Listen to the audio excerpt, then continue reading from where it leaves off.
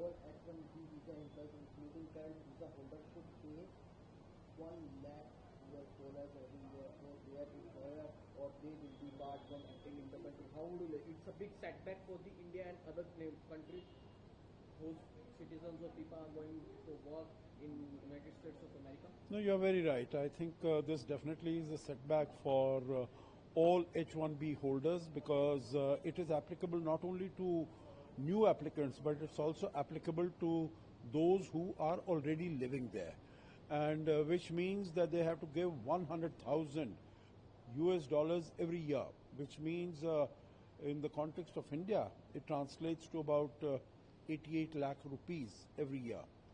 So obviously it is a huge setback for Indians who are just graduating out of US universities, or who are starting their careers afresh. So it will be very difficult for them to get that sort of money for making the H-1B visas in the United States. And we know that as far as the H-1B visas are concerned, about 71% of those who are holding H-1B visas, they are Indian professionals.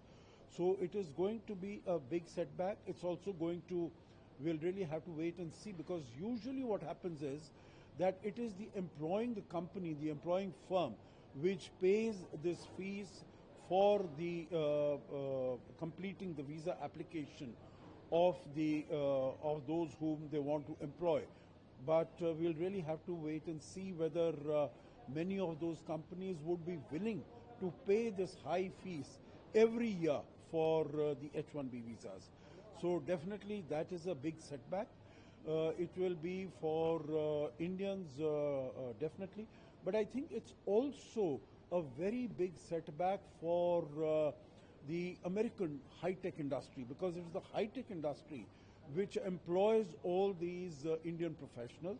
So if they are not able to go, it will be very difficult for the United States to be able to get its own people, its own American workers, to fill those high-tech jobs, high-tech requirements.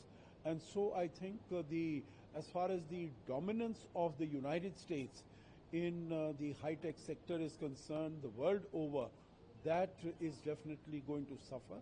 So while it might impact India, China, and some of the other countries, but it is definitely going to have a very adverse impact as far as the US industry, US dominance and influence in high-tech sector in the world is concerned.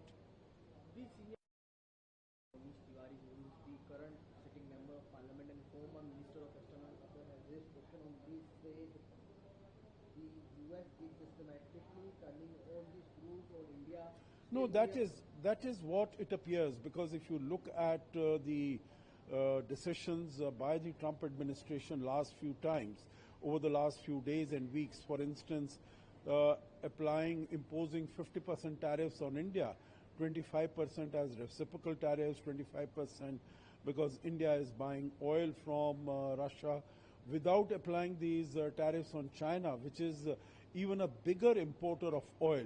So that really smacks that he is targeting India. We've seen just before this decision, there is also the announcement that Chabahar has been, the waiver that was given to Chabahar, that has been withdrawn. There have also been this decision against some senior officials of Indian companies for helping to export fentanyl to the United States. So I think all these factors would give the impression that all of the actions by United States, by President Donald Trump, they are not very non-discriminatory, that they are not very equitable. He does keep saying that India is a very good friend, Prime Minister Modi is a very good friend. He also sent birthday greetings to Prime Minister Modi. But it does appear that his acts are not all that friendly as far as India is concerned. So India will really have to think through. We are, of course, focused on the trade deal. There is the visit of Brendan Lynch, which happened to India. The chief negotiator from the United States, he had come to India. And negotiations on the sixth round of negotiations is going to start soon. That is what the information is, that our Commerce Minister, Mr. Piyush Goyal, will be visiting the United States. So we'll really have to wait and see, but we have to keep ourselves focused because this is an important relationship. United States is an important market, and we have to ensure that the